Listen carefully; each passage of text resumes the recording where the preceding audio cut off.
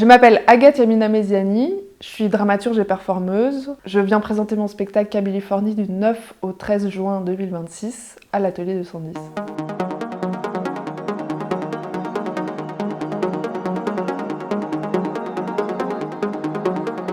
Donc Kabylie-Forni, c'est venu parce que j'ai une relation avec mon père qui est un peu compliquée.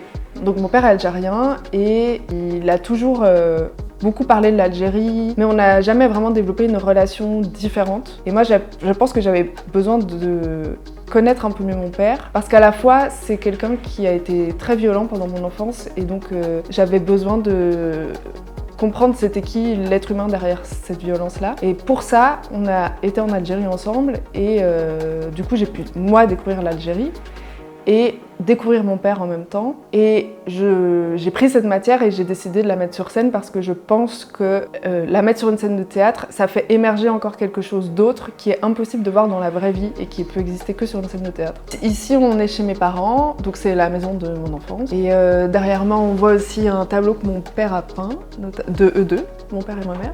Je trouvais ça rigolo de faire l'interview ici parce que là, je dis que c'est la maison de mon enfance, mais pour moi, c'est vraiment la maison de mes parents. Je me sens très connectée à eux quand je suis ici.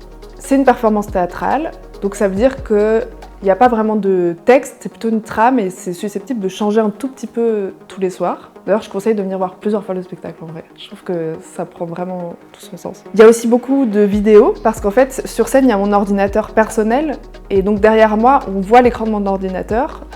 Il y a beaucoup de choses oui, qui sont intimes, et on a aussi accès à ça, et je trouvais ça rigolo d'utiliser ce médium-là pour parler d'intimité. Notamment, on voit des vidéos de l'Algérie que j'ai pris avec mon père et tout, et il y a aussi pas mal de musique. Il y a notamment la bande originale du film de David Lynch, de Lost Highway, qui est diffusée parce que je pense que moi j'ai énormément écouté cette musique quand j'étais enfant, dans la voiture de mes parents notamment, et je pense que ça a vraiment calibré mon imaginaire d'une certaine manière, et je pense que cet imaginaire, on le retrouve très fort sur scène.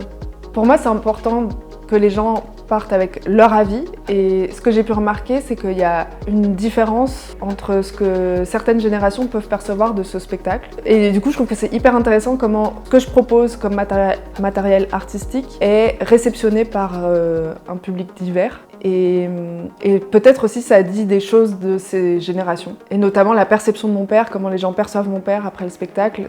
Je trouve que c'est assez générationnel. Et ça, je trouve ça vachement marrant. Toutes les lectures des spectateuristes sont valables et géniales. Et je trouve que c'est trop chouette de pouvoir construire un spectacle et qu'après, ce spectacle existe vraiment par le regard des autres. C'est ça la beauté du théâtre. Le pire, c'est que je le pense vraiment.